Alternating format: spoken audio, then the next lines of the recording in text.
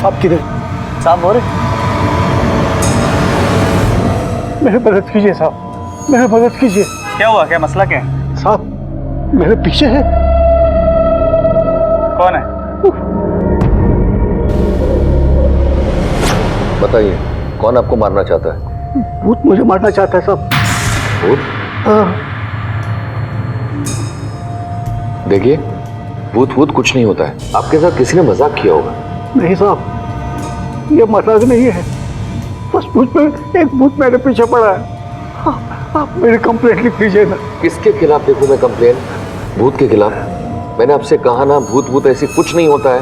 आप घबराइए मत। आपको मुझ पर भरोसा नहीं है ना, तो आप मुझे जेल में डाल दीजिए। किसी भी केस में अरेस्ट करके मुझे अंदर डाल दो साहब। कम से कम मैं वहां सेफ तो रहूंगा। डर, ये एक ऐसी नकारात्मक भावना है जो जिंदगी में किसी न किसी मोड़ पर कभी ना कभी हमें अपने चंगुल में फांस ही लेती है। एक ऐसी भावना जिसका सामना हम में से कोई नहीं करना चाहता, और अगर कभी हम इससे घिर जाएं तो हम परेशान हो उठते हैं, बेचैन रहते हैं, एक एक पल काटना मुश्किल हो जाता है। लेकिन हर दर्द का एक कारण भी होता है, कहानी होती है, और अगर हमारे इस दर्द से जुड़ी कोई कमजोरी किसी को पता चल जाए तो वो इसे हथियार बनाकर हमारे खिलाफ इस्तेमाल भी कर सकता है। सर, मेरे पिताजी श्री द्वारका प्रसाद जी। बुरे। Thank you so much sir, उनका ख्याल रखने के लिए। ठीक है, मैं उनको ले जा सकता हूँ? या प्लीज। Thank you. पापा चलिए घर चलते हैं। मैं हूं ना, मेरे रहते आपको कोई क्या कर सकता है। चलिए। नहीं साहब, साहब साहब साहब, मुझे घर नहीं जाना साहब। साहब साहब मुझे बचा लीजिए साहब, मुझे घर नहीं जाना है। वो भूत मुझे मार डालेगा साहब। पापा घर चलिए ना प्लीज, मम्मी बहुत परेशान है। नहीं साहब, आप मुझ पर विश्वास रखिए साहब, वो भूत मुझे मार डालेगा। ये सब लोग मुझे पागल समझते हैं साहब। देखिए, आपको कोई पागल नहीं समझता, ठीक है? आपका बेटा आपको लेने आया ना, आपको जाना चाहिए ना, जाइए। मैं समझता हूँ ना पापा आपको, आप चलिए घर, मैं हूँ ना। सर ने भी बोल दिया अभी अभी अभी चलो, अभी चलो पापा। साहब वो भूत मुझे मार देगा पापा, कोई नहीं मारेगा। साहब साहब मुझे बचा लो साहब, साहब मुझे बचा लो साहब, भूत मारेगा। क्या गया मुझे? हाँ, पुलिस स्टेशन पहुंच गए। हिम्मत कैसे हुई तेरी? अरे वो तो सठिया गया है, तुम्हें क्या हुआ है? एक बुढ़ा नहीं संभाला जाता ना तुमसे, चिपकी रहो पूरी टाइम टीवी से अपने। हार्ट अटैक भी नहीं आता। तो और क्या करूं मैं? 1000 बार बोल चुका हूं तुम लोगों को, वो मुझे मार डालेगी। कोई भूत नहीं है, सब तेरे दिमाग में है। आइंदा भूत या पुलिस स्टेशन का नाम लिया ना, तू तेरी खाल खींचूंगी, समझा? अब कोई भूत नहीं, मैं मार डालूंगी तुझे, मैं।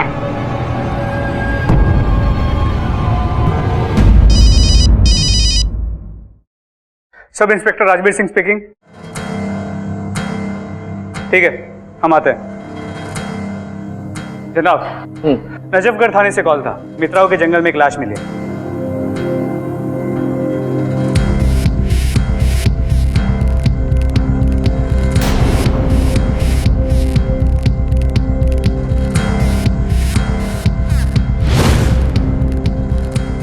बॉडी को पोस्टमार्टम के लिए भेजो और घर वालों को इन्फॉर्म करो। जी जनाब।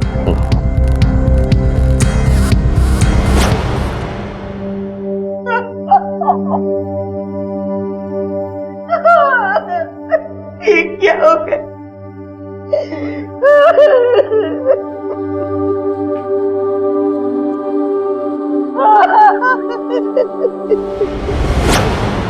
राजवीर, बॉडी की पोस्टमार्टम रिपोर्ट आते ही बॉडी को फैमिली को हैंडओवर कर देना। माधव, थोड़ी रोने की एक्टिंग कर, ऐसे खड़े रहने से कुछ नहीं होगा। उनको लगना चाहिए कि बूढ़े के मरने का हमें बहुत दुख हुआ है। मैं आपकी जैसी ओवर एक्टिंग नहीं कर सकता, तुम फुट फुट के रो, मैं तुम्हें संभालने का काम करूँ। जनाब, मुझे लगता है कि द्वारका प्रसाद परेशानी में तालाब के पास गए होंगे, जिसमें डूब के उनकी मौत हो गई। मुझे भी यही लगता है राजवीर। पोस्टमार्टम रिपोर्ट आने दो, उससे साफ पता चल जाएगा टाइम और कॉज ऑफ डेथ। पर मेरे दिमाग में सबसे बड़ा सवाल ये है कि इतनी दूर तालाब के बाद द्वारका जी गए क्यों? आखिर क्या वजह हो सकती है? अच्छा माँ, मैं जा रही हूँ। अरे पुत्र पुत्र पुत्र, कुछ खा के तो जाती। माँ बहुत लेट हो गई हूँ, वहाँ जाके खा लूंगी। अच्छा ध्यान से जाना। Bye bye.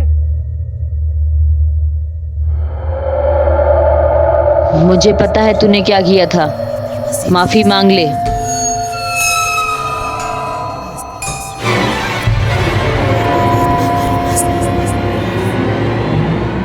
क्या हुआ?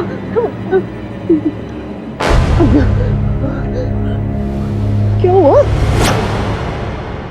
एक तरफ द्वारका प्रसाद का डर और उनकी मौत, और दूसरी तरफ रमोना का डर। क्या इन दोनों के डर के तार एक दूसरे से जुड़े हुए थे? क्या रिश्ता है इस कहानी में उनका? क्या समानता है उनके इस डर के पीछे? पुलिस अब इस डर के पीछे पनप रही जुर्म की कहानी को बारीकी से जांचने में जुट गई। द्वारका प्रसाद की पोस्टमार्टम रिपोर्ट। इसके मुताबिक जिस दिन वो घर से निकले थे उस दिन शाम 3 और 4 बजे के बीच उनकी मौत हुई पानी में डूबने से। बॉडी पे कोई स्ट्रगल के निशान नहीं। मुझे लगता है या तो ये सुसाइड है या तो फिर एक्सीडेंट है। मुझे नहीं लगता ये एक्सीडेंट है। जो बंदा पुलिस स्टेशन में आकर ये कंप्लेन करता है कि उसके पीछे भूत लगा है और वो उसे मार देगा, वो भला तालाब के सामने अकेला क्यों जाएगा? कुछ तो गड़बड़ है। एक काम करते हैं, उनके फैमिली से जाकर पूछताछ करते हैं।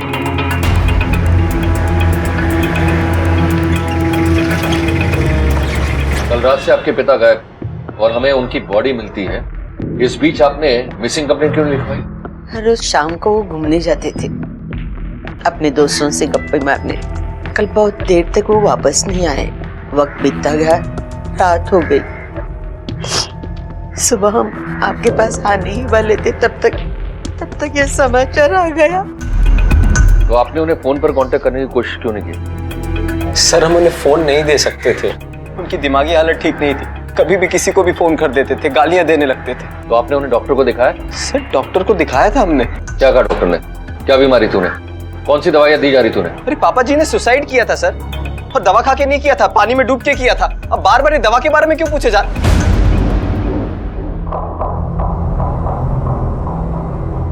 सॉरी सर, ये भी अपना पिता खोया मैंने। समझ में नहीं आ रहा ये सब अचानक से कैसे हो गया। अभी भी शॉक से निकल नहीं पाया हूं मैं। दवाइयां कौन सी थी बताएंगे आप? हाँ मैं लेकर आता हूं।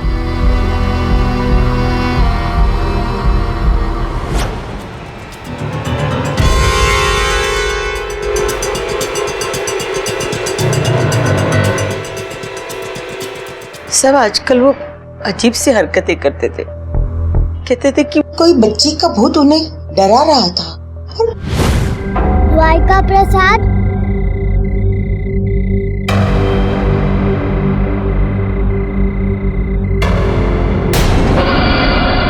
तू मरने वाला है, बहुत बुरी तरह मरने वाला है।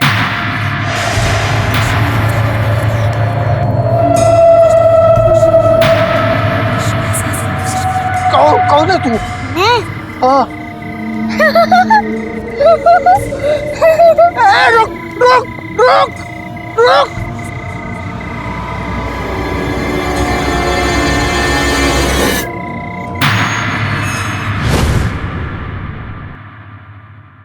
आप इस घर की बहू हैं। क्या आपने कभी अपने ससुर के बिहेवियर में कुछ अजीब सी चीजें देखी? हाँ, एक दिन बाबूजी पूजा कर रहे थे और मैं किचन में थी। द्वारका प्रसाद, अचानक से वो पूजा छोड़ के दरवाजे की तरफ गए, जैसे कि उन्हें कोई पुकार रहा था, और फिर भूत भूत करके चिल्लाने लगे। क्या हुआ बाबूजी? चल जाओ कश्मीर, चल जाओ। भूत है। कुछ भी तो नहीं है। कभी कभी वो ऐसी हरकतें करते थे।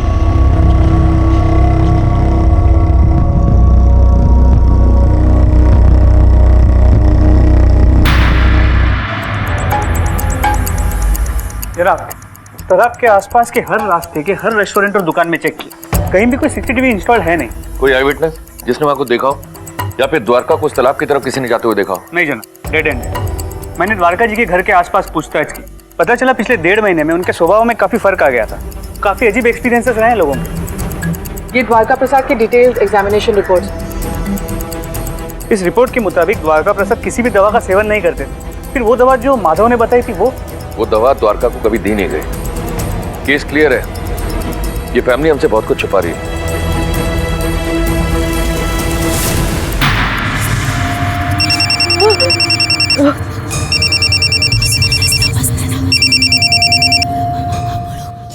माफी मांग लो वरना मारी जाओगी।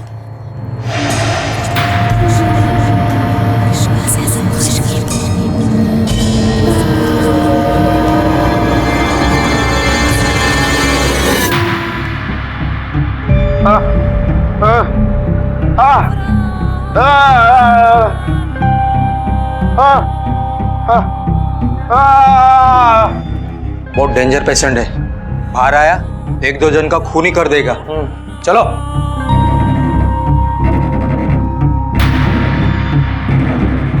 मैं आपसे झूठ क्यों बोलूंगा, हम उन्हें वो मेडिसिन दे रहे थे। अगर ऐसा है तो वो मेडिसिन तुम्हारे घर में क्यों नहीं थी?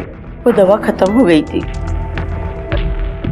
कई दिनों से मेडिकल में भी नहीं मिल रही थी, इसलिए हम उन्हें वो दवा नहीं दे रहे थे। चलो मान लेते हैं आपकी बात, लेकिन आपके पास प्रिस्क्रिप्शन तो होगा। डॉक्टर ने कौन सी दवाइयाँ प्रिस्क्राइब की थी? प्रिस्क्रिप्शन नहीं है। मतलब?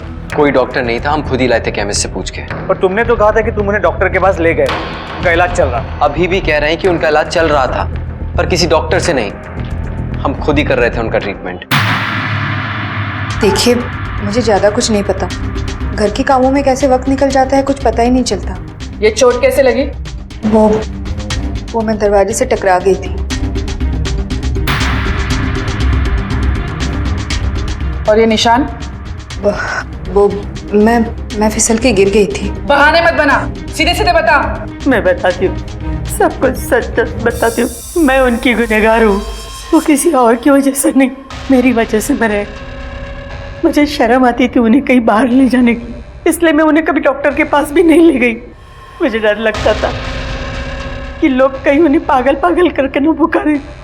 सही इलाज और दवा के अभाव से उनकी तबीयत और खराब हो गई और उन्होंने सुसाइड कर ली। ये मगरमच्छ के आंसू कहीं और के लिए बचा कर रखिए, हम इस पर विश्वास करने वाले नहीं हैं। जिस दिन मेरे हाथ में सबूत लग गया ना, उस दिन आपके गले में फांसी का फंदा पक्का है।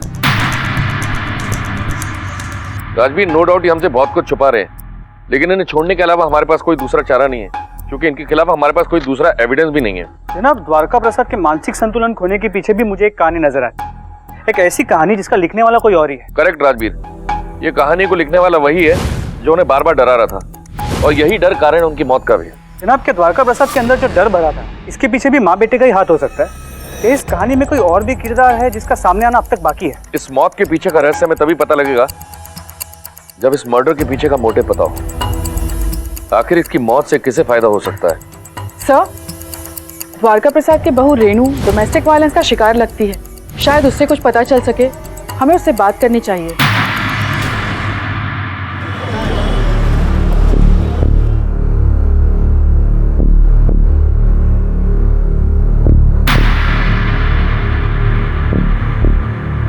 रेणु जी, हमें आपसे कुछ पूछताछ करनी है।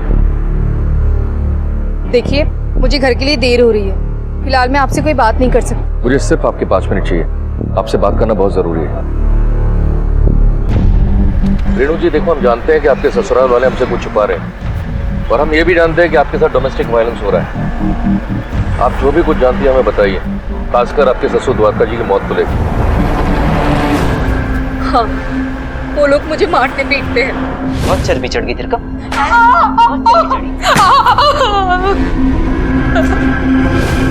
अब से नहीं, जब से मैं इस घर में गई हूँ तब से। अब तो ऐसा लगने लगा ये मारपीट मेरी जिंदगी का हिस्सा बन गया है। मैं इन सब से निकलना चाहती हूँ, लेकिन कुछ समझ भी नहीं आता है कि मैं करूँ तो करूँ क्या।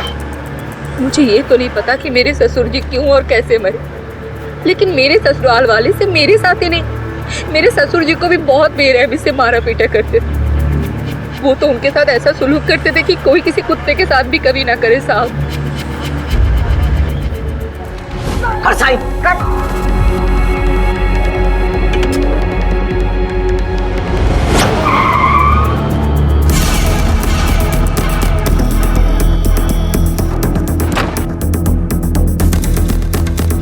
आखिर ये द्वारका से कौन सा डॉक्यूमेंट साइन करवाना चाहते थे? 100% ये कोई प्रॉपर्टी का मैटर लगता है। एक काम करो, रजिस्ट्रार ऑफिस से पता करो कि द्वारका के नाम पर कोई प्रॉपर्टी थी या नहीं। जी सर।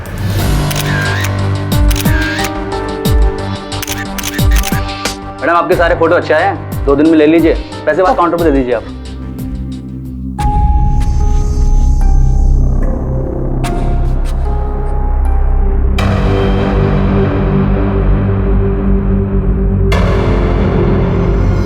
तुम्हें सजा मिलेगी? रुक! किसने दिया ये नोट मुझे? मैंने दिया है। क्या हुआ इस नोट को? फटा हुआ है, नकली है। अरे बात बदलने के लिए क्या लिख के दिया तुमने? क्या हुआ? क्या तरीका कस्टमर से बात करने का? समार देखो, इसने मुझे नोट दिया। क्या लिख के दिया इसमें? देखो क्या क्या लिखा है इसमें? ये देखो, ये माफ कीजिएगा, हमारी वजह से आपको परेशानी हुई। अरे सॉरी, आप लोग जाइए। अरे रोको, से पूछो, उसी ने लिखा था। कहाँ गया?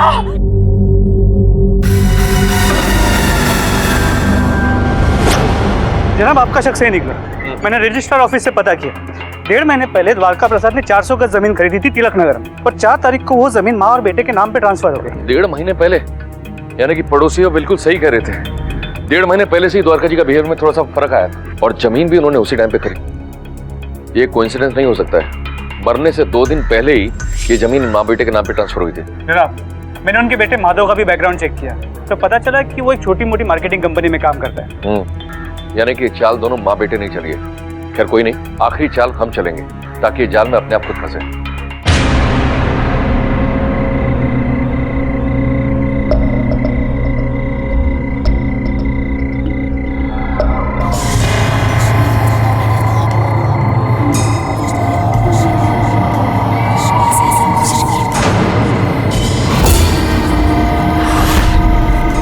गलती के लिए सॉरी बोलते हैं, माफी मांगते हैं।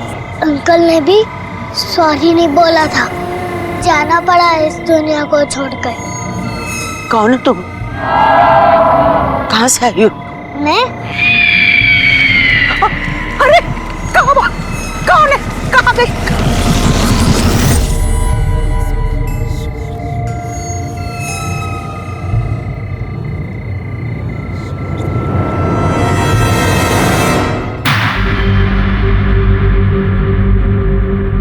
क्या हो गया मम्मी? अरे बुढ़ापे में थोड़ा धीरे चल।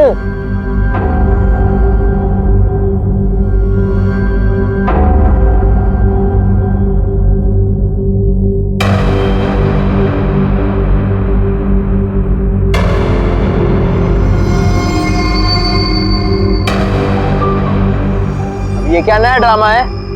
भूत वहाँ बाहर वो दम कर रही है। ये सब लगाने से भलाई टक जाती है।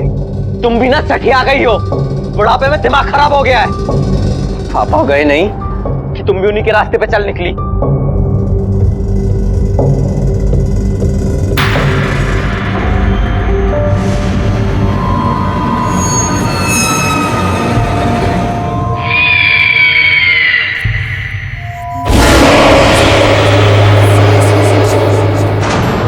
क्या द्वारका प्रसाद की हत्या में उन्हीं के घर वालों का हाथ था, या फिर कोई और खेल रहा था ये खेल?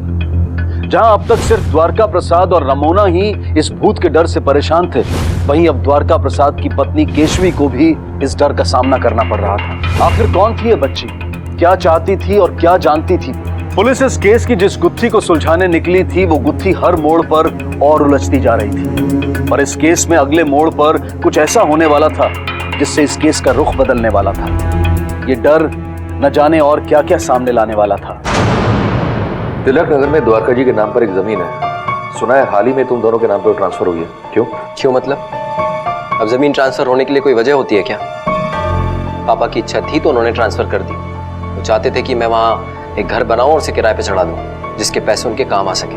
कहानी तो बहुत अच्छी सुनाई है माधव बाबू, अब क्लाइमेक्स भी सुना दो। कैसे मारा अपने बाप को?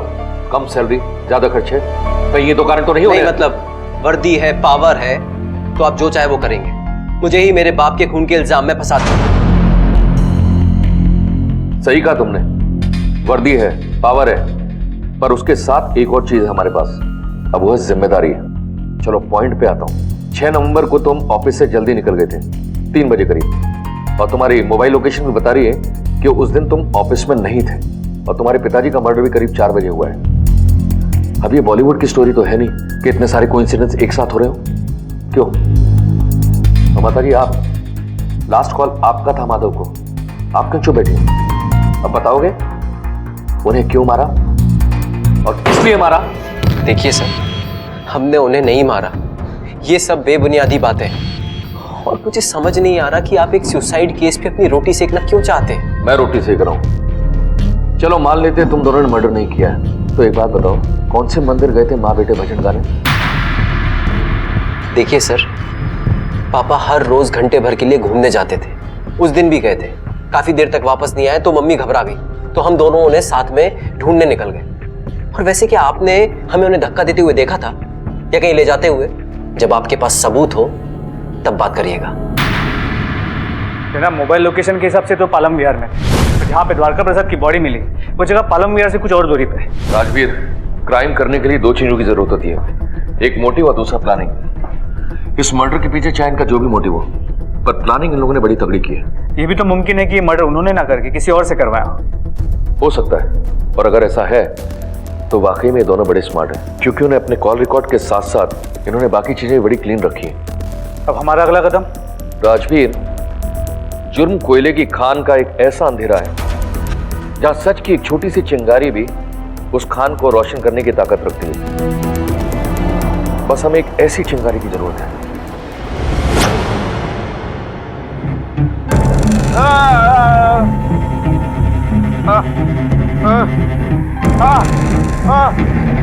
ऐसा क्या किया था रमोना ने जिसके लिए वो माफी मांग रही थी? क्यों उसके दिल में बसे डर ने उसका मानसिक संतुलन बिगाड़ दिया था और उसका सुख चैन छीन लिया था? मम्मा, अभी क्या लिख रही हो? मम्मा, मम्मा, मम्मा, क्या लिख रहे हो? मम्मा मत लिखाना प्लीज।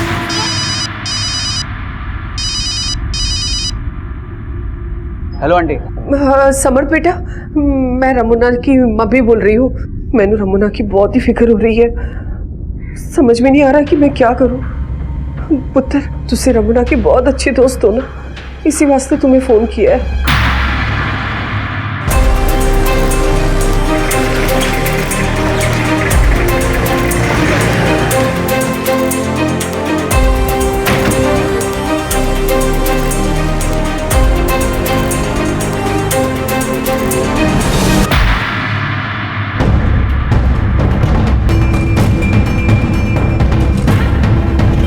हादसे के वक्त आप कहाँ थी? सर, मैं वो पास के बनिए की दुकान गई थी राशन लाने। संभालो, संभालो। ये सब कैसे हो गया? Relax, relax.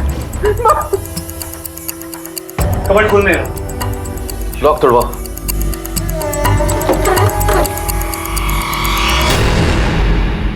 जनाब, ये देखिए क्या मिला। ये सब क्या है? माँ का ही सामान होगा, वो अपने सामान को कभी हाथ लगाने नहीं देती थी। ये अलमारी खुली हुई है और इसका लॉकर भी खुला हुआ है। लॉकर में कुछ रखा था क्या? हाँ सर, इसमें 2 लाख रुपए रखे थे, पता नहीं कहाँ गए। इसका मतलब चोरी का मामला है, और उनकी हालत को देखकर ऐसा लग रहा है कि किसी ने अपने फायदे के लिए इन्हें मारा है। बॉडी को पोस्टमार्टम कर भेजो, मौत की अगली वजह के सामने आ जाएगी। मुझे माफ कर दो, मुझे माफ कर दो, मुझे माफ कर दो, मुझे माफ कर दो, मुझे माफ कर दो, मुझे माफ कर दो, मुझे माफ कर दो, मुझे माफ कर दो, मुझे माफ कर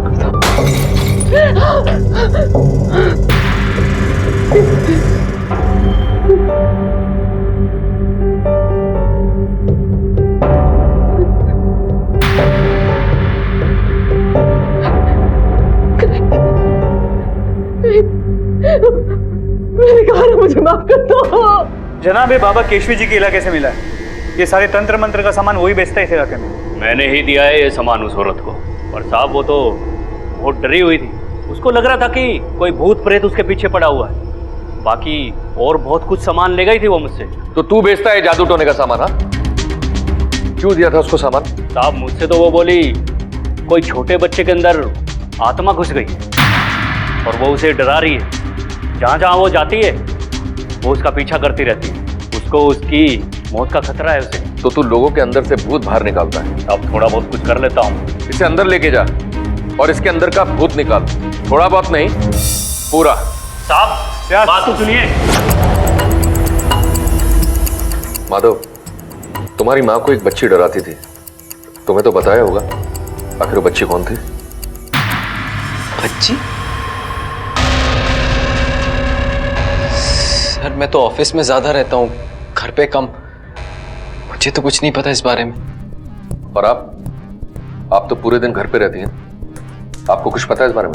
सर माँ जी ने मुझे कभी किसी बच्ची के बारे में बताया ही नहीं। चलो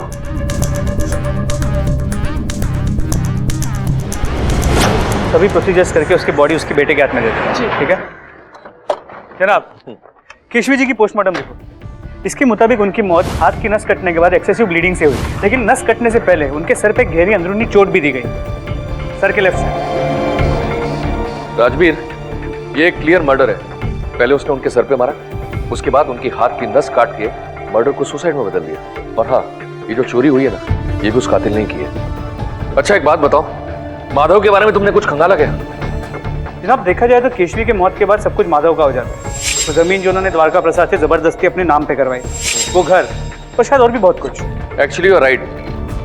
माधव ने अपने प्लान में पहले अपनी माँ को शामिल किया ताकि वो अपने बाप को ठिकाने लगा सके। केशवी के पीछे जो बच्ची डराने के लिए लगाई, वो उसी ने ट्रेन की होगी। वो ना हो आसपास के लोगों ने उस बच्ची को उसके साथ जरूर देखा होगा। पता करते हैं आखिर ये बच्ची चाहती क्या है। तो मुझे माफ क्यों नहीं करती? क्या चाहती हो मुझसे? ऐसे नहीं मानोगी तुम, है ना? हाँ, नहीं छोड़ोगी ना मेरा पीछा? मुझे पता है क्या करना तुम्हारे साथ। कितनी बार माफी मांगी थी तुमसे। ये लो। रमोना,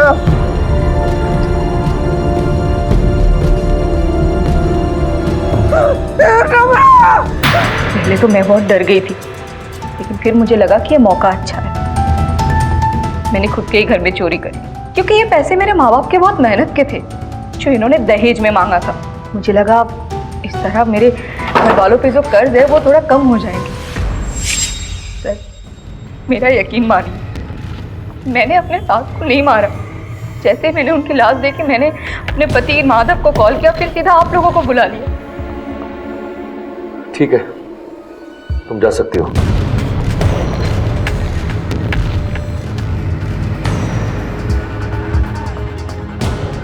राजवीर, क्राइम सीन पे रेनू मौजूद थी और सास के टॉर्चर के बाद उसे मारने का मोटिव भी बनता है। और हाँ, इसके पास ये कांड करने के लिए अच्छा खासा वक्त भी था। अगर इसकी बात को सच मान भी ले तो इसके घर से किराना दुकान जाके वापस आने के लिए कम से कम 20 मिनट तो लगते हैं, और इतने कम समय में बाहर से कोई आके इतनी सफाई से खून करके चला जाए, इम्पॉसिबल है। हाँ, हो सकता है कि द्वारका जी का मर्डर भी इसी ने किया हो। इस पर नजर रखो। सर एक लड़की है रमोना, जिसने नस काटकर आत्महत्या की है। उसके घर से ये फोटो मिली है। 2012 में इसके सास ससुर इसके गायब होने की कंप्लेन आपके थाने में लिखवाई है। मुझे कुछ इन्फॉर्मेशन चाहिए। 2012 की मिसिंग कंप्लेंट फाइल निकालो। जनाब,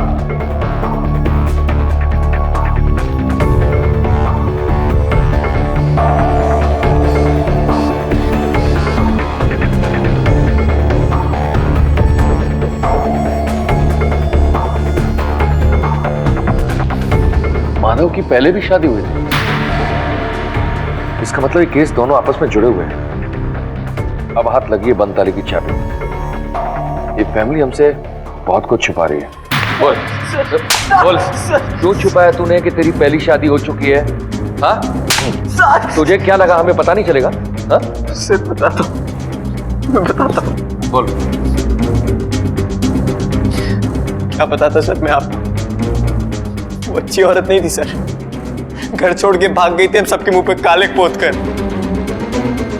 कैरेक्टरलेस औरत थी सर वो। चल माना कि वो कैरेक्टरलेस थी और वो घर छोड़कर भाग गई थी, पर तेरे माँ बाप को ऐसा क्यों लगता था कि वो भूत बन गई है? हाँ? और इस बात को लेकर वो हमेशा डरते थे। हर डर के पीछे कोई ना कोई काली कहानी छुपी होती है, और हो ना हो इस डर के पीछे भी तेरी पहली बीवी साधना की मौत की कहानी छुपी है। बोल, क्यों मारा उसे तूने? बोल। सर मैं सच कह रहा हूँ, मुझे नहीं पता था कि वो कहाँ है। इसे पहचानता है? ये भी तेरे माँ बाप की तरह भूत से डरती थी और इसकी भी मौत हो चुकी है। मैंने इसे पहले कभी नहीं देखा। मैं आपसे कह तो रहा हूँ सर कि इस सब के पीछे साधना के माँ बाप का हाथ है। उन्हें कभी अपनी बेटी की गलती तो दिखी नहीं। बस उसके गायब होने का इल्जाम हम पर थोपते रहे। साधना, तुम मेरी बात सुनो, अपने माँ बाप से बात करो। क्या मेरी आवाज सुनाई दे रही है तुमको? ये सब क्या हो रहा है? पाखंडी को लेकर जाओ, लेके चलो इन्हें। आप दोनों को हमारे साथ थाने चलना पड़ेगा। माधव की फैमिली के साथ आप लोगों के कैसे रिश्ते थे? सर, उन्होंने हमारी बच्ची को बहुत तकलीफ दी थी। बात बात पर टॉर्चर करना, उसे मारना पीटना। तो आप लोगों ने कंप्लेन क्यों नहीं लिखाई? सर, बदनामी के डर से मैं कभी कंप्लेंट लिखा ही नहीं सका। कैसी बदनामी? सर, उसके परिवार के खिलाफ अगर मैं कोई केस करता तो मेरी बच्ची का घर टूटता ना साहब। सब कुछ जानते बूझते हम हमेशा चुप ही रहे सर। हमारी बच्ची के गायब होने तक वो लोग नवादा में ही थे, और जब वो गायब हो गई तो यहाँ से मकान बदलकर उत्तम नगर चले गए। जब मैं आप लोगों के घर आया था तो क्या चल रहा था वहां? साहब, हमने तांत्रिक को इसलिए बुलाया था, हम अपनी बच्ची की आत्मा से बात करना चाहते थे। 5 साल हो गए, पता नहीं हमारी बच्ची के साथ क्या हुआ, क्या बीती, क्या गुजरी। हम उससे बात करके पता करना।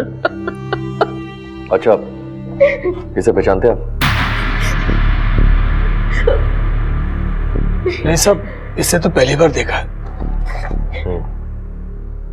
ठीक है, अब केस की गुत्थी पुराने घर नवाड़ा जाके ही सुलझेगी। दरवाजा तोड़ो।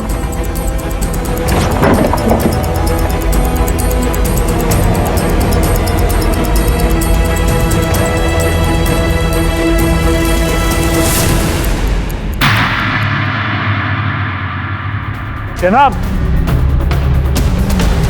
जनाब, ये देखिए, इस जगह को खोदो।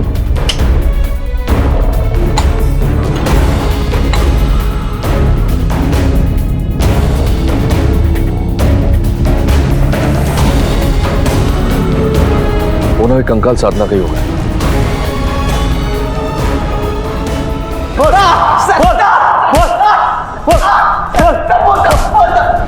वो तो सिर्फ बोलता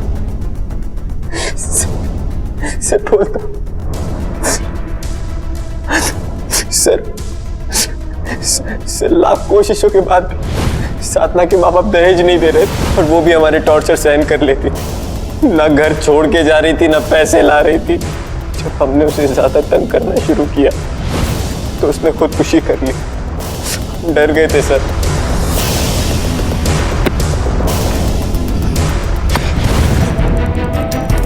ये बता, ये तेरी पहली बीवी साधना से क्यों डरती थी? सर, मैं जो कुछ भी जानता था आपको सब सच सच बता दिया। मैं आपसे पहले भी कह रहा था सर, इस सब के पीछे साधना के माँ बाप का खेल। खिलाड़ी तो तू भी छोटा नहीं है। इसकी बात में सच्चाई है।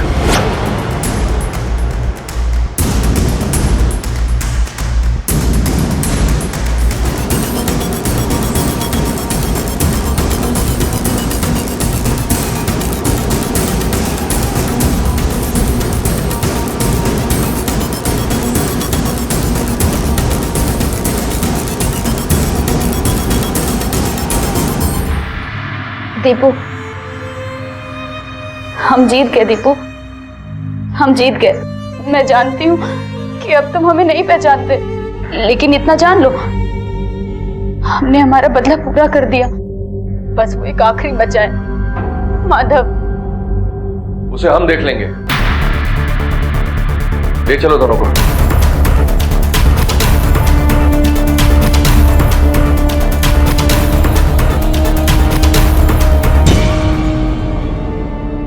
अनु दीपेश से बहुत प्यार करती थी। इसने अपना प्यार खोया और मैंने अपने बच्चे। साधना ने तो खुदकुशी की थी, फिर उसका बदला तुमने क्यों लिया?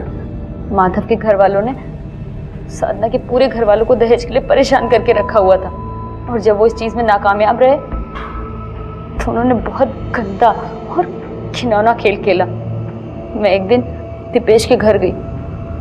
वहां मैंने देखा कि दीपेश पागलों जैसे बैठा था। तुम कुछ बोलते क्यों नहीं दीपेश? कुछ तो बोलो दीपेश, मेरी तरफ देखो। दीपेश, मुझे घबराहट हो रही सब ऐसे। अंकल जी, ये दीपेश क्या हुआ? अंकल जी बोलिए ना प्लीज। अंकल कुछ तो बोलिए। आंटी जी आप तो कुछ बताइए। आंटी जी ये दीपेश को क्या हुआ? आंटी जी बोलिए ना, कोई मुझे कुछ बताता ही नहीं। आंटी जी बोलिए ना, कुछ तो बताइए मुझे।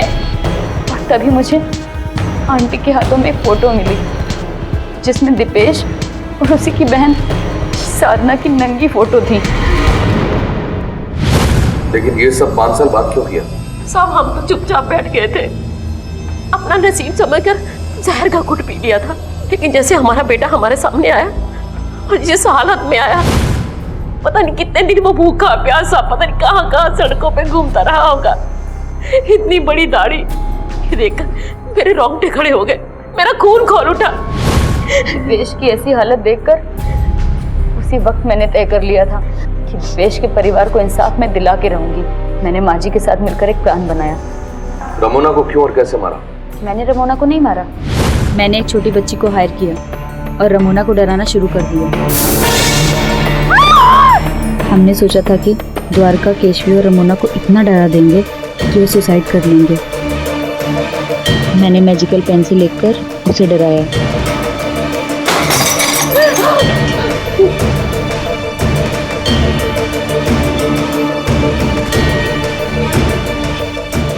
और वही हुआ, क्योंकि हमें पता चल चुका था कि उसने ही माधव के साथ मिलके वो पिक्चर को माफ किया था। लेकिन जब द्वारका और केशवी ने सुसाइड नहीं किया तो हमें उन्हें मारना पड़ा। और द्वारका को कैसे मारा? मुझे शक था कि वो बहुत डरा हुआ है, मंदिर में और तांत्रिक बाबा के चक्कर में घूम रहा था। और मैंने एक प्लान बनाया, उसे कांटेक्ट किया, उसे जंगल में बुलाया और मैंने उसे कहा आप ना बिल्कुल चिंता मत करो, सब ठीक हो जाएगा। वो बाबा जी है ना, वो सब ठीक कर देंगे। हाँ हाँ, वो आत्मा को भगा देते हैं, मेरे पे भरोसा रखोगे ना तो सब ठीक हो जाएगा। फिर हम तालाब पर गए, जहाँ अनु पहले से मेरा इंतजार कर रही थी। मुझे यहाँ खिलाया है, ये कौन है? तुमने मेरी बेटी को मारा था ना? हाँ, अब तू भी मर। और केशवी को क्यों और कैसे मारा? एक दिन मैं उनके घर गई। आप? जी आपके लिए बाबा जी ने जड़ी बूटी भेजी है, ये। आइए ना, अंदर आइए।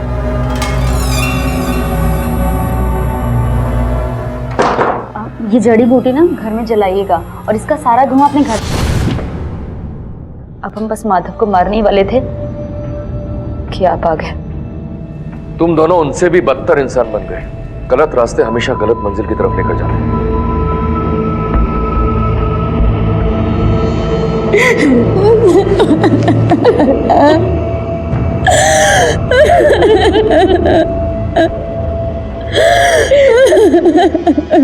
लालच एक दलदल है जिसमें एक बार पैर पड़ गया तो फिर धंसता ही जाता है। डोमेस्टिक वायलेंस यानी कि घरेलू हिंसा एक संगीन अपराध है। पैसे की लालच ने द्वारका प्रसाद के परिवार को ऐसा अंधा बना दिया था कि वो जिंदगी की कीमत ही भूल गए। रमोना भी इसी लालच का शिकार थी। चंद पैसों के लालच में वो एक ऐसे जुर्म का भागीदार बन गई जो काफी संगीन था, जिसने कई जिंदगियां झुलसा कर रख दी और आखिरकार इसी आग ने उसे भी राख बना दिया। दूसरों के पैसों पर नजर रखने की सोच जब तक इस समाज में रहेगी तब तक जुर्म को हवा मिलती रहेगी और जिंदगियां मौत की भेंट चढ़ती रहेंगी। बहू हमारे घर की लक्ष्मी होती है। वो अपनी दुनिया, अपने माता पिता को छोड़कर अपने पति के घर कई सपने लिए आती है, लेकिन दौलत की चाहत उस पर जुल्म तोड़ती है और इसके भयानक अंजाम सामने आते हैं। लेकिन इस सिलसिले को रोकना होगा, इस सोच को बदलना होगा और समाज की हर बहू और बेटी को डर का नहीं बल्कि खुशी का माहौल देना होगा। कई बार हम जिंदगी में जो फैसले लेते हैं उन्हें हम ठीक से निभा नहीं पाते हैं, जानबूझकर उसकी जिम्मेदारी से मुंह मोड़ लेते हैं और ऐसा करके हम कई बार जुर्म को दावत देते हैं।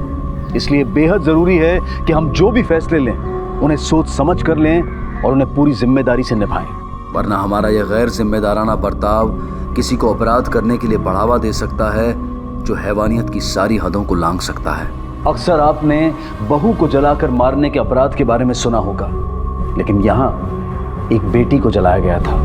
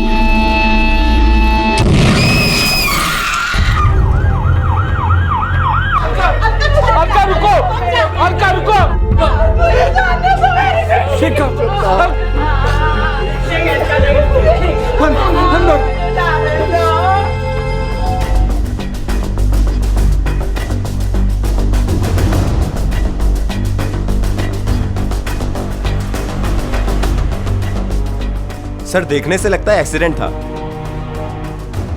माने अगर लड़की सिर्फ कॉफी बनाने के लिए आई थी तो एक नॉब खुला होना चाहिए। ये देखो दूसरा नॉब भी खुला हुआ है। इसका मतलब हो सकता है किसी ने जानबूझकर यहाँ आने से पहले दूसरा नॉब खोल दिया। सर गैस लीक हो जाने की वजह से पूरे किचन में गैस फैल गई होगी। लड़की ने ध्यान नहीं दिया होगा और लाइटर जलाया होगा। जैसे ही उसने लाइटर जलाया गैस जल उठी और उसी आग में लड़की मर गई होगी। पर माने घर में अगर इतनी गैस फैली थी तो किसने नोटिस तक नहीं किया?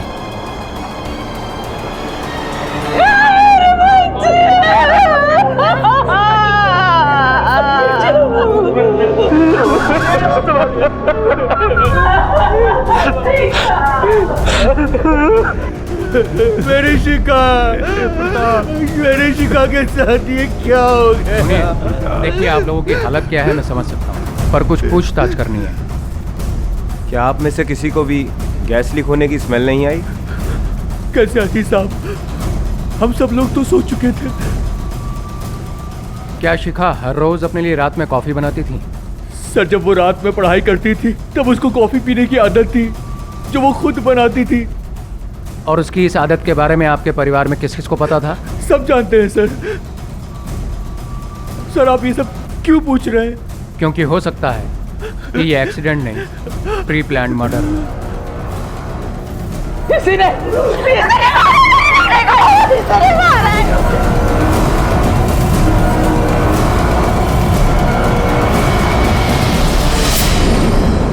20 साल पहले प्रकाश पाटिल ने अपने छोटे भाई प्रताप पाटिल को बेऔलाद होने से मुक्त करने के लिए अपनी छोटी बेटी विभा को उसकी गोद में रख दिया था। बड़ी बेटी निशा गरीबी में पलती रही और छोटी बेटी विभा रईसी में। फिर अचानक ऐसा क्या हुआ कि उसी गोद ली हुई बेटी पर आज प्रताप और अलका हत्या का आरोप लगा रहे थे। प्रतापने स्वतःहून फोन करून बोलवलंय। विवाह की शादी तय करने जा रहे हो लोग। बेटी के शादी का सवाल है तो जाना ही पड़ेगा ना। ए चल अटप तो चलो क्या, अभी थोड़ी देर में सुबह हो जाएगी। 6 बजे की गाड़ी पकड़नी है। जा निशा, ए पूरी, ठीक है? तो अभी तैयार नहीं हुई? क्योंकि मैं नहीं जाना चाहती। क्यों? ए बुरी, अरे विभा तेरी बहन है, उसकी शादी हो रही है, तुझे तो खुश होना चाहिए। खुश होना चाहिए? क्यों खुश रहूं मैं? शादी विभा की हो रही है, मेरी नहीं। मेरी किस्मत में तो शादी लिखी ही नहीं है। मुझे तो जिंदगी भर इसी घर में सड़ना है। ए बोरी, तमाशा मत कर। तो विभा ही एक कारण है जो कभी कभी वहां जाना मिलता है। अब उसके शादी हो जाने के बाद वो चली जाएगी, फिर कहाँ उस घर में जाना होगा। आखिरी बार जा रहे, गुस्सा थूक दे, तैयार हो जा। क्या मेरा बेटा?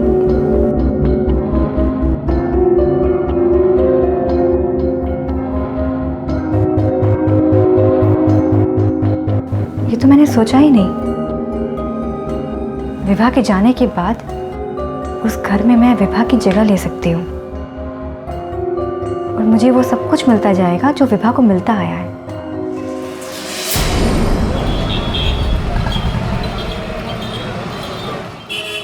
विभा के लिए मैंने ये लड़का पसंद किया है।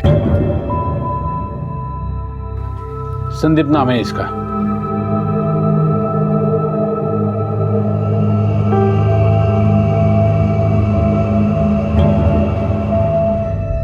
किस्मत खुल गई विभा की। एक लौता लड़का है, बहुत पैसे वाला है।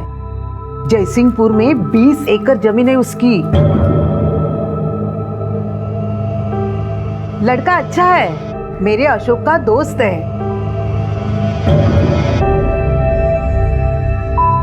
अरे काकी, आप क्यों परेशान हो रही हैं? लाइए मुझे दीजिए। पूरी बात बताइए ना। हाँ, दरअसल हम दोनों सोच रहे थे शादी से पहले एक बार आप इस लड़के से मिल लो। विभा आप ही की बच्ची है, इसलिए गांव से बुलाया।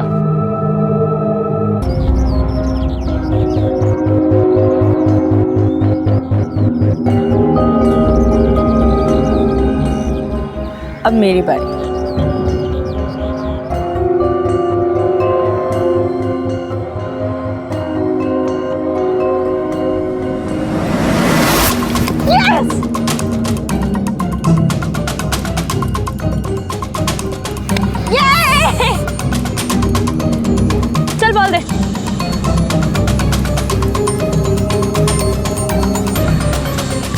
पागल है ना ये लोग। ये लोग को पता नहीं है तेरे हाथ के कारण दिल करता तेरे हाथों को छूम लूं। तुझे तो पता है ना। चल बता कितना डिग्री है? छोड़ना छोड़ना, बहुत दर्द हो रहा है यार, छोड़ना। सुन, अपनी ना औकात में रह, समझा ना। ज्यादा अपना दिमाग लड़ाया तेरी खोपड़ी खोल के ना तेरे हाथ में दे दूंगी, समझा ना। विभा चल, मामी बुला रही तुझे। इस उम्र में मोहल्ले के लड़कों के साथ लगोरी खेलना, आवारागर्दी करना, शर्म नहीं आती तुम्हें? और करो इसकी शादी, नाक कटवाएगी ससुराल में।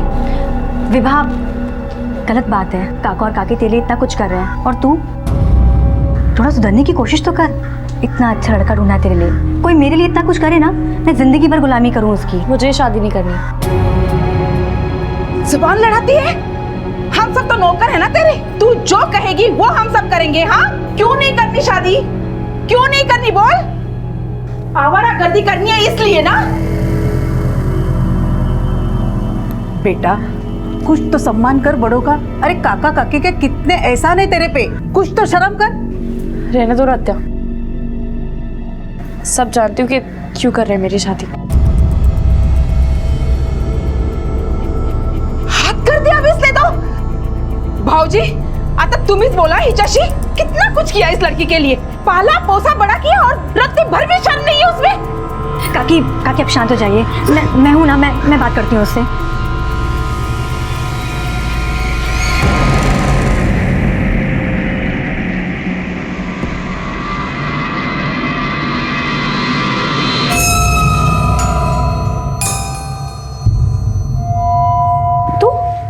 तू मेरे कमरे में क्यों आई है? निकल ऐसे। तुझे सब कुछ कितने आसानी से मिल गया ना। अब तो तेरी शादी भी अच्छे घर में होने वाली है, एक अच्छे लड़के के साथ। लड़का 40 साल का बुढ़ा है वो, और ऊपर से उसकी दूसरी शादी है। दूसरी शादी तो क्या हो गया, घर दे रहा है, नाम दे रहा है, और क्या चाहिए तुझे? घर और नाम से ज्यादा डिजर्व करती हूँ मैं। देख विभा, जो मिल रहा है ले ले, वरना कल को ऐसा ना हो जाए कि मैं निशा नहीं विभा हूँ, समझी? तू होती कौन है मुझे सलाह देने वाली? हाँ तू मेरी सगी बहन जरूर है, पर मैं तुझे अपनी बहन नहीं मानती। ज्यादा शानी बनने की कोशिश मत कर, 2-4 दिन रुक और ऐसे चलती बन। दो कौड़ी की लड़की मुझे आग दिखाती है। काकी मैं करती हूँ। काकी देखिएगा सब ठीक हो जाएगा, और ये आपके लाड और प्यार का नतीजा है जो विभा इतनी जिद्दी हो गई है। पता नहीं उसको कुछ दिख ही नहीं रहा है, जितना आप लोग उसके लिए कुछ कर रहे हो, सिर्फ अपने बारे में सोच रही है। अगर मैं उसकी जगह पर होती तो कभी जवाब नहीं देती, कभी आंख उठाकर ऊपर नहीं देखती, चुपचाप होकर सारी बातें मान जाती।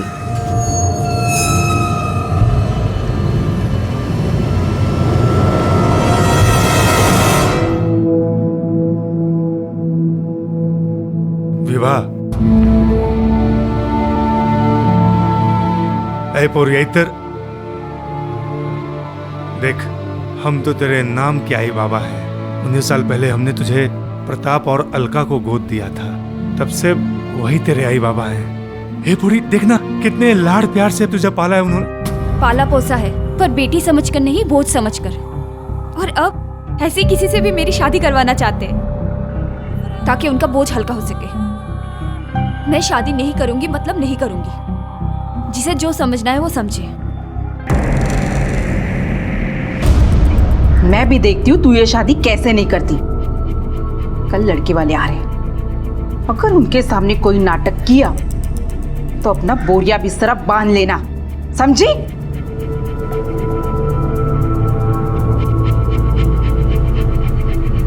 ए पोरी, क्यों तू अपनी जिद पे अड़ी हुई है? हाँ देख बेटा, ठंडे दिमाग से सोच, अरे कुछ ना कुछ हल जरूर निकले।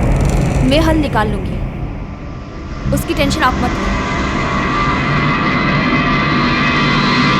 विभा के सगे माँ बाप चुप रहने को मजबूर थे और गोद लेने वाले माँ बाप जिम्मेदारी से मुक्ति चाहते थे। विभा की नजर में सब सिर्फ नफरत के काबिल थे, और जब रिश्तों में हद से ज्यादा तनाव आ जाता है तो अक्सर रिश्ते गलत मोड़ ले लेते हैं, और यहां भी वही हुआ।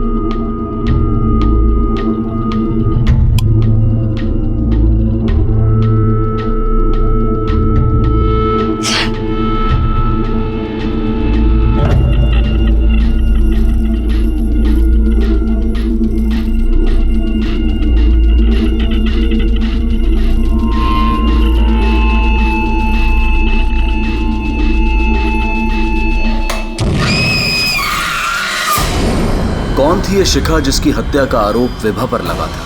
आखिर क्या रिश्ता था विभा का इस लड़की से? विभा अपने गोद लेने वाले माँ बाप से अपनी शादी को लेकर नाराज थी, तो फिर इस मासूम लड़की को मारकर उसे क्या मिलने वाला था?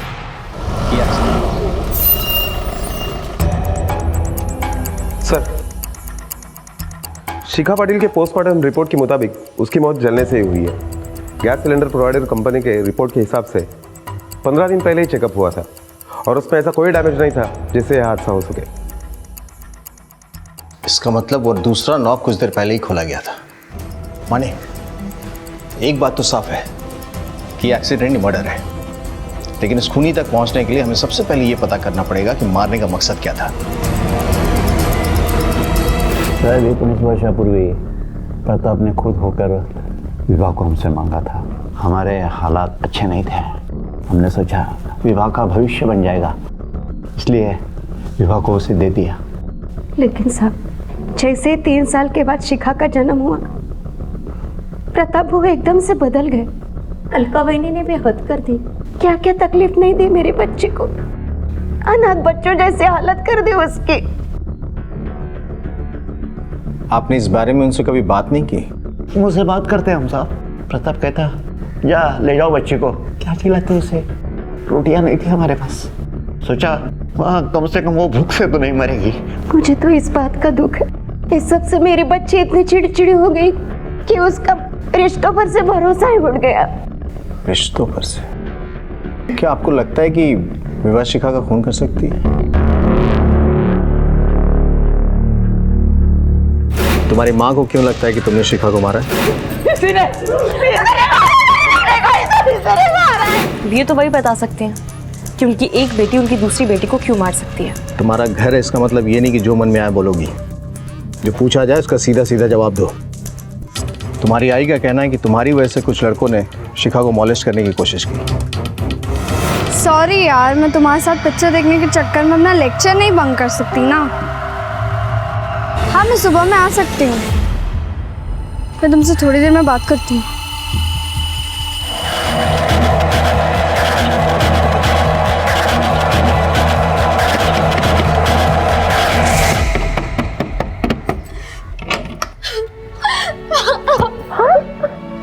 बेटा क्या हुआ?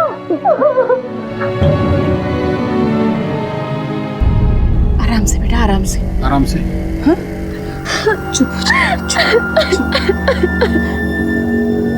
बेटा, बेटा पहचानती है कौन थे, कहाँ के थे? वो सहकार नगर के लड़के थे। सहकार नगर? वहाँ तो विभा की भी क्लास होती है। अगपन विभा जहाँ क्लास जाती है वो जगह छोटी तो नहीं है ना? छोड़ूंगा नहीं, वो 8 लावी नेकी का चाहिए। काका, सबक उनको नहीं, उसको सिखानी पड़ेगी जिसकी शह की वजह से उन लड़कों ने आज शिखा को परेशान किया। देखो कितना रो रही है, सदमा लग गया है इसको। तू नहीं भेजे थे ना वो मवाली गुंडे मेरी बेटी को परेशान करने? औकात तो देखो इसकी, हमारे टुकड़ों में पलती है और हमें ही काट खाना चाहती है। बाबूजी, इसने मेरी बच्ची पे गुंडे इसलिए छोड़े कि इसकी शादी से हमारा ध्यान हट जाए। विभा, सच में तूने ऐसा किया? क्यों? क्योंकि ये जलती है मेरी शिखा से। मैंने उसे नहीं मारा और ना ही मैंने किसी को उसे छेड़ने के लिए भेजा था, और मुझे अफसोस है इस बात का। काश मैंने उसे मारा होता, पर इससे पहले कि मैं ये करती किसी और ने हाथ साफ कर लिया।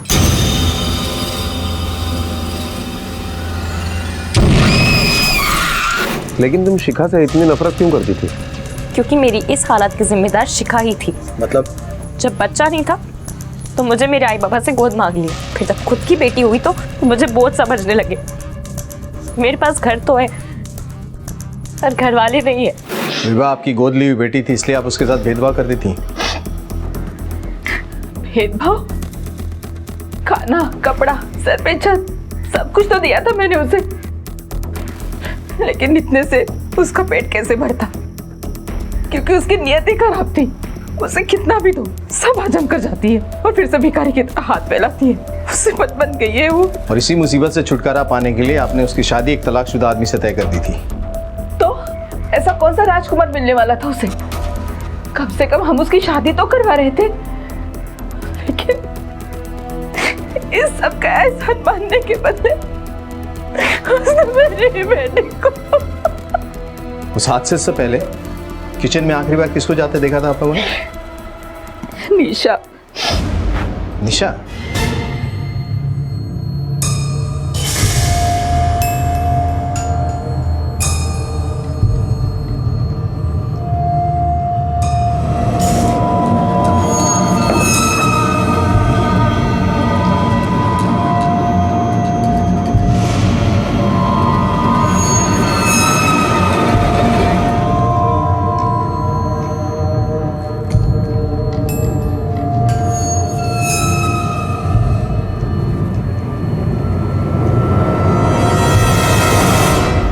तुम शिखा के कमरे में क्या कर रही हो?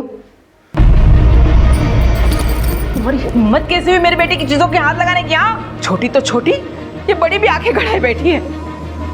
जिसे देखो ये घर हड़पना चाहता है। निशा, तुमसे कुछ बात करनी है। हाँ, मैं इस घर में रहना चाहती हूँ, पर सर मुझे यहाँ रहने के लिए किसी को मारने की ज़रूरत नहीं है। मेरे लिए तो इस घर में एक कोना भी बहुत है। मैं वहाँ अपने घर वापस नहीं जाना चाहती हूँ, क्योंकि मुझे वहाँ रहने के लिए हर दिन अपने आप को बेचना पड़ता है।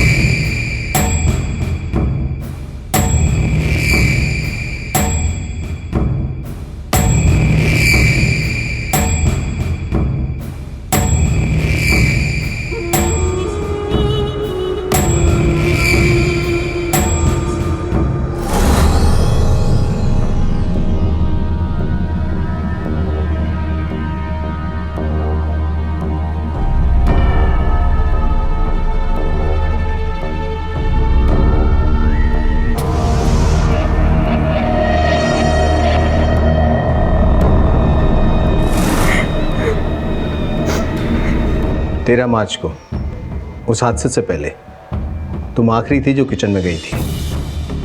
तुम्हें वहां गैस लीक की कोई स्मेल आई थी? नहीं सर, मुझे गैस की कोई स्मेल नहीं आई थी।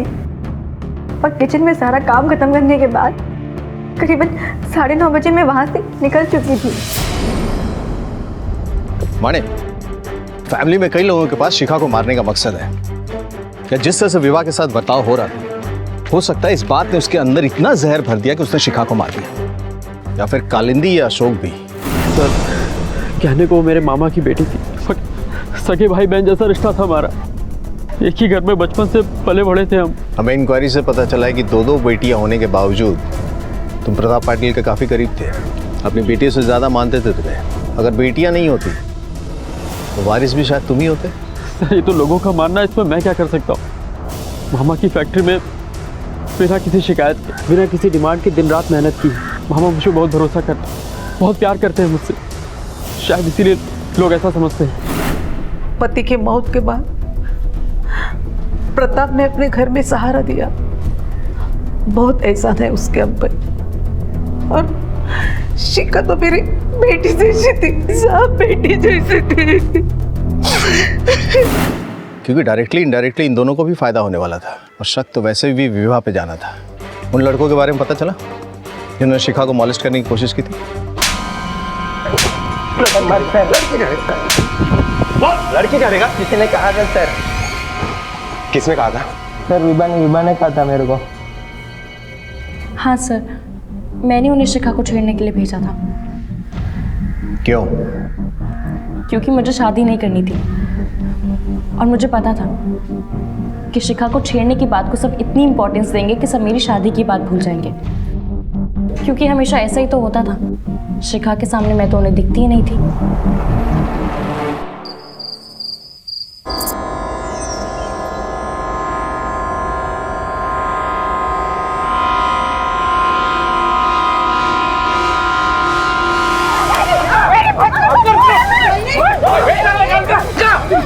मर जाएगी वो। इसे मार के ही शांत होंगी मैं अभी। क्या सोचा था तूने? मेरी बेटी को मार के उसकी जगह लेगी? सब तुझे मिल जाएगा, भिखारी बना दूंगी तुझे। एक एक पैसा ट्रस्ट में दे दूंगी, पूरी कहानी नहीं मिलेगी किसी को। अलका, अलका को शांत हो। अलका, जा, क्या है?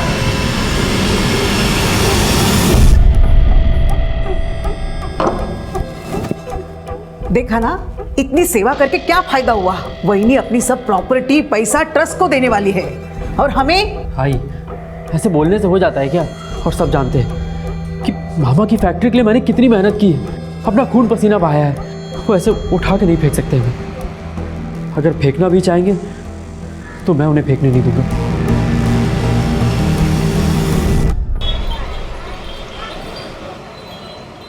थोड़ी गड़बड़ कशासाठी? थोड़ा थोड़ा ठंडे दिमाग से सोचो। जितना सोचना था सोच लिया।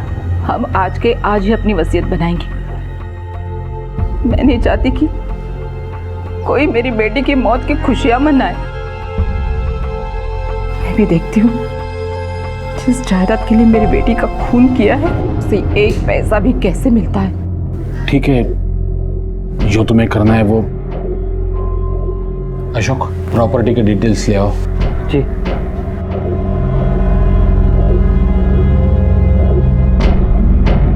भाऊजी, आप क्या यहाँ गवाही देने के लिए रुके हैं? चाहिए, हमें अपना काम करना है।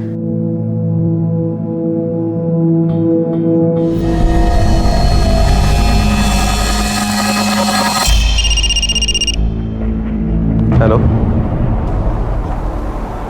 क्या?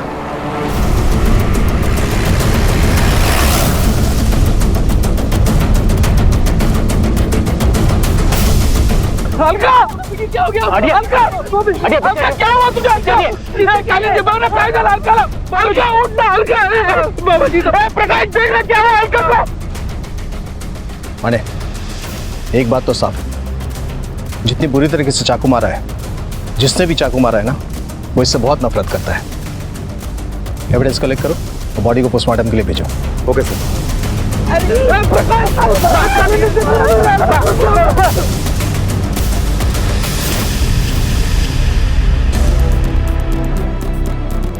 सर, पोस्टमार्टम रिपोर्ट के मुताबिक अलका का कत्ल दोपहर 12 से 1 बजे के बीच में हुआ, जब वो अपने खेत पर गई थी। और जिस चाकू से उसका कत्ल हुआ वो चाकू लगभग बॉडी से 50 मीटर दूरी पर मिला, लेकिन उस चाकू पर किसी के भी उंगलियों के निशान नहीं मिले। इसका मतलब है कि जो मारने के लिए आया तो पूरी तैयारी के साथ आया था। माने, अलका अपनी प्रॉपर्टी ट्रस्ट के नाम करने के लिए वसीयत बनाने वाली थी। इस वसीयत से किस किस को नुकसान हो सकता था? सर, अशोक, कालिंदी, प्रकाश, कविता, विभा, अनिशा, इनफैक्ट सबको ही नुकसान होने वाला था। कल मैं 12 से 1 बजे के बीच घर में ही थी। मेरी तबीयत ठीक नहीं थी, इसलिए मैं अपने कमरे में सो रही थी। सर, मुझे एक ज़रूरी काम था, इसलिए कल मैं फैक्ट्री में ही था। मैं भी अपने कमरे में ही थी। सर, सब लोग अपने अपने कमरे में थे। घर में कुछ काम नहीं था तो मैं घर में मंदिर की सफाई कर रही थी। माने, अगर सबके सब घर में थे तो फिर अलका को मारा किसने? एक काम करो, सबकी मोबाइल लोकेशन निकालो, पता चल जाएगा कौन कितना सच बोल रहा और कितना झूठ। सर, मोबाइल लोकेशन रिपोर्ट के मुताबिक जिस वक्त अलका का कत्ल हुआ उस वक्त विभा घर पर नहीं, बल्कि जहां अलका का कत्ल हुआ उसी जगह के आसपास थी। हमने वहां जाकर पूछताछ की तो वहां के लोगों ने भी कंफर्म किया है कि उसे वहां देखा गया था।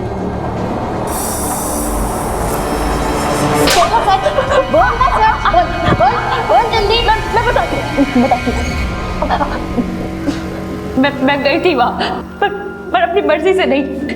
निशा ने बुलाया था मुझे वहां पर, ये बोल के कि बाबा बुला रहे, पर उसने झूठ बोला था। तूने अब तक तो बहुत ऐश कर लिया, अब जब मेरी बारी आई सिर पकड़ के बैठी हुई है। तू ना जबरदस्ती गले पड़ रही है। मैं गले पड़ रही हूँ?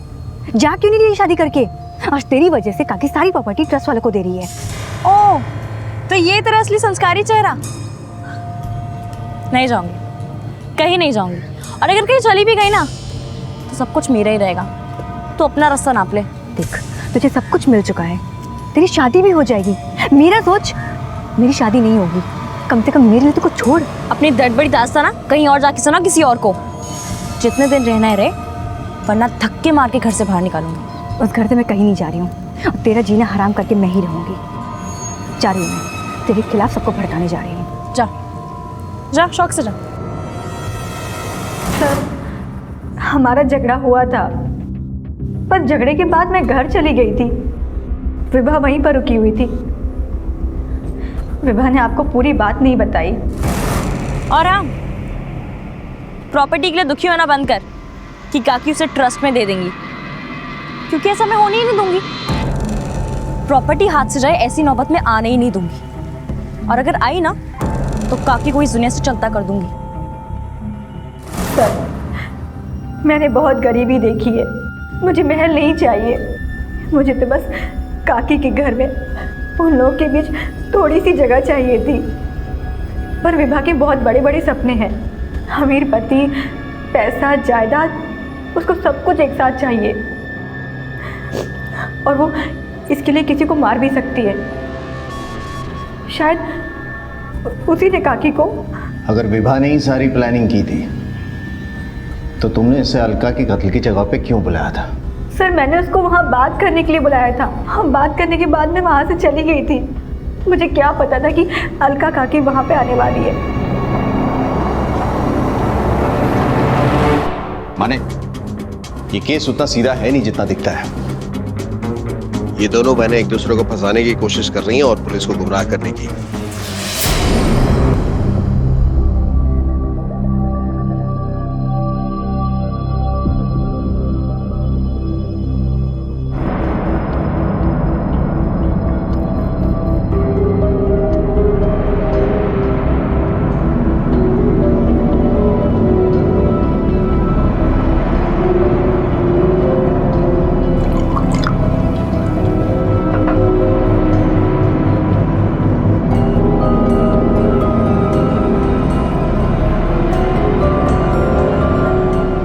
मैंने आपको एक काम किया, अब आपको मेरा काम करना होगा। आपको पुलिस को बताना होगा कि आपको शक है कि अलका काके का खून निशा ने किया। मैं ऐसा कुछ नहीं कहूंगा। विभा वो तेरी बहन है, भांजी है वो मेरी। मैं ऐसे कैसे कह सकता हूँ? पक्का नहीं बोलेंगे? ठीक है।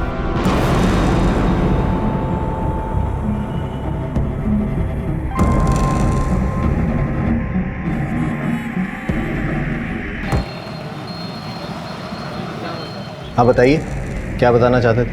सर, मुझे शक है कि निशा ने अलका का खून किया है। काका, ये आप क्या बोल रहे हैं? चुप रहो। काका, काका प्लीज आप सही बोले, प्लीज काका आप रहो इधर। एक्चुअली निशा चाहती थी कि हम उसे गोद ले ले, पर अलका ने साफ मना कर दिया था। और उस रात जब ये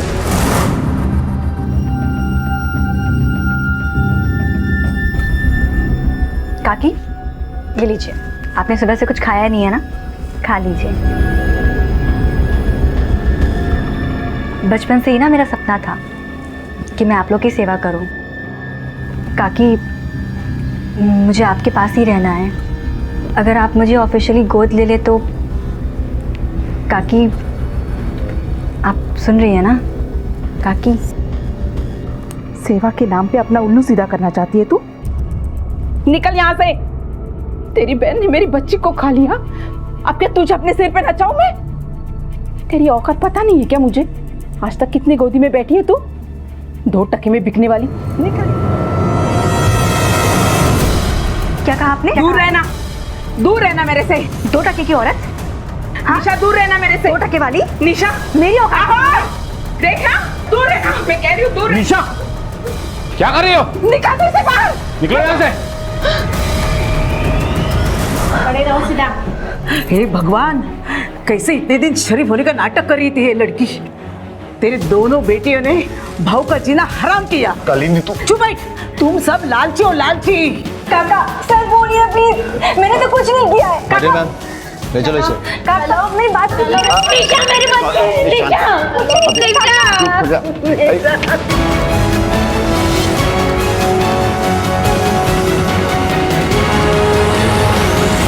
तुम्हारे कहने पर मैंने पुलिस से झूठ बोला है। मुझे मालूम है निशा ने अलका को नहीं मारा, क्योंकि जब अलका का खून हुआ था तब निशा घर पर ही थी। मुझे भी पता है उसने नहीं मारा, पर अगर आपने किसी को सच बताया ना तो फिर मैं दुनिया को वो बताऊंगी जो किसी को नहीं पता, और फिर ये लोग और पूरी बिरादरी आपके मुंह पर थूकेगी।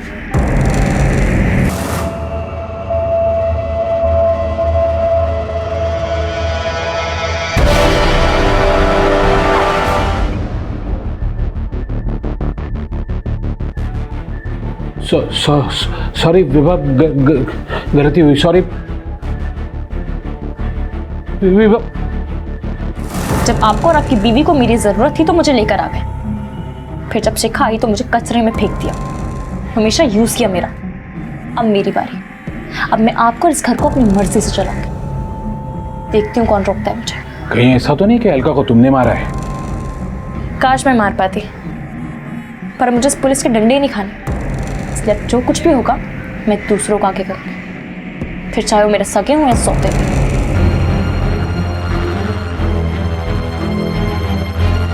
सर हाँ, मैंने चाकू उठाया था, पर सर मैंने किसी को मारा नहीं है। सर मैं सच बोल रही हूँ, मैंने किसी को नहीं मारा। सर एक इन्फॉर्मेशन हाथ लगी।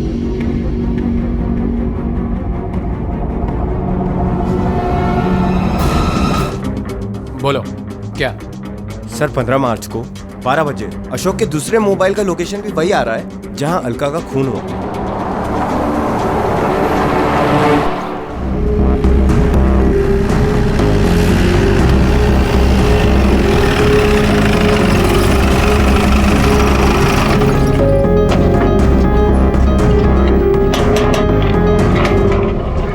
अशोक यादव है? हाँ अंदर है।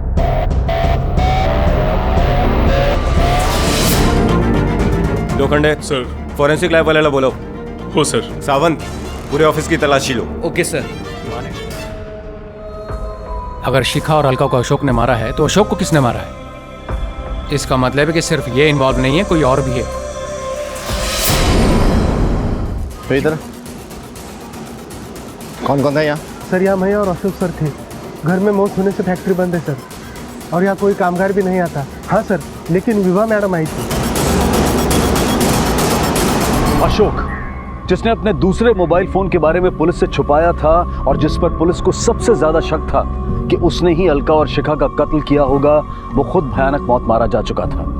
लेकिन अगर अशोक ने कत्ल किए थे तो फिर अशोक का कत्ल किसने किया और क्यों? विभा एक बार फिर से शक के घेरे में थी। अशोक की मौत के बाद विभा प्रताप की जायदाद की पहली दावेदार थी। हाँ सर, मैं गई थी उससे मिलने, क्योंकि इन सब लोगों में एक वही था जो ईमानदार और मेहनती था, अपनी मेहनत का हिस्सा लेकर बिजनेस करना चाहता था। पर जब काकी ने सारी प्रॉपर्टी ट्रस्ट के नाम करने की बात की तो वो टूट गया था। मैं उसे ये समझाने के लिए गई थी कि कहीं वो कोई गलत कदम ना उठा ले, पर उसने बताया कि वो गलत काम कर चुका है। कौन सा गलत काम? मैंने उससे बहुत पूछा, पर उसने नहीं बताया कि उसने क्या किया, तो मैंने भी ज़्यादा जोर नहीं डाला। सोचा जब मूड ठीक होगा तब पूछ लूंगी।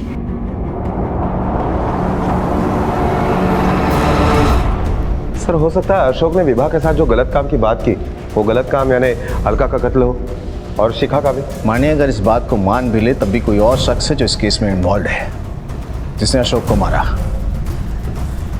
वो दूसरा कोई भी हो सकता है, विभा भी। अशोक के दूसरे नंबर के कॉल रिकॉर्ड्स चेक करो और एक एक नंबर पता करो कि किसका है। सर अशोक के दूसरे मोबाइल के कॉल रिकॉर्ड से एक नंबर मिला है जिस पर पिछले कुछ दिनों से अशोक ने काफी बार बात की है, लेकिन ये नंबर अभी बंद आ रहा है। किसके नाम से रजिस्टर्ड है नंबर? सर कोई नितिन धुरंधर है, हरिपुर का एड्रेस है। हरिपुर? लीड मिल गया शायद। सर ये डॉक्यूमेंट मैंने ही दिए थे, पर ये नंबर मैं नहीं यूज़ करता सर। मतलब? ये नंबर मैंने अपने दोस्त को लेकर दिया था, उसके डॉक्यूमेंट पूरे नहीं थे, इसलिए मेरे डॉक्यूमेंट पे उसको नंबर दे दिया। किस दोस्त को?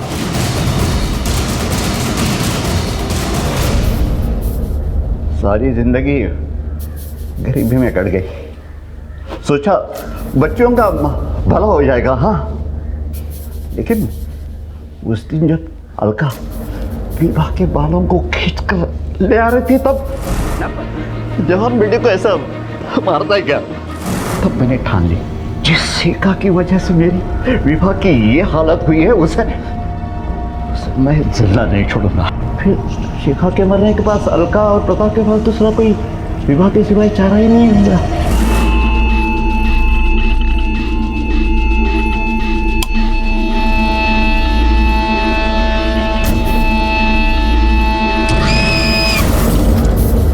सब शिखा को मारकर मुझे लगा अब मेरे बच्चों को कोई खतरा नहीं है, लेकिन वो अशोक खुद को वारिस समझ रहा था। देख अशोक, विवाह को अलका ने खुद होकर गोद लिया था, फिर भी उसकी ये हालत रही। अब तू सोच तुझे क्या मिलेगा? वो एक पैसा सुद्धा तुला ती देणार नहीं। हाँ, लेकिन अगर अलका मर जाती है तो वही जायदाद तुम दोनों में आधी आधी बढ़ जाएगी। मामा आप ये कैसी बात कर रहे हैं? शोक, मैं सही बात कर रहा हूं। सब तो फिर जायदाद दान में ही जाने वाली है। मेरी बात अशोक के समझ में आ गई और उसने अलका को मार दिया। मैं नहीं चाहता था कि मेरी बच्चियां किसी के सामने हाथ जोड़े, किसी का मुंह ताके, किसी की मोहताज पर। मैं नहीं चाहता था सब ये सब उनके लिए किया। बेटियों को इतनी फिक्र थी ना तो उसे कमा के खिलाता, लूट कर या जुर्म करके नहीं। प्रकाश को अशोक और शिखा के कत्ल के जुर्म में गिरफ्तार किया गया। इंसान का स्वार्थी और लालची होना जुर्म की सबसे पहली सीढ़ी है, और यहाँ ये कहानी शुरू हुई प्रताप और अलका के मतलबी होने से और अंत हुआ प्रकाश के कामचोर और कमजोर इंसान होने पर, जिसने समझदारी और मेहनत की बजाय जुर्म के आगे घुटने टेक दिए और इनकी गलतियों की सजा भुगती इनके बच्चों ने। कई बार हम जिंदगी में जो फैसले लेते हैं उन्हें हम ठीक से निभा नहीं पाते हैं, जानबूझकर उसकी जिम्मेदारी से मुंह मोड़ लेते हैं, और ऐसा करके हम कई बार जुर्म को दावत देते हैं। इसलिए बेहद जरूरी है कि हम जो भी फैसले लें उन्हें सोच समझ कर लें और उन्हें पूरी जिम्मेदारी से निभाएं। इसी विचार के साथ अब मैं अनूप सोनी आपसे विदा लेता हूं। फिर मुलाकात होगी अगले एपिसोड में एक और चौंका देने वाले केस के साथ। तब तक अपना और अपने परिवार का ख्याल रखें और देखते रहें क्राइम पेट्रोल डायल 100। सबक एक को सीख हम सबको। जय हिंद। क्राइम पेट्रोल्स के और भी दिलचस्प कहानी देखने के लिए हमारे चैनल को सब्सक्राइब करें और बेल आइकॉन दबाना न भूलें।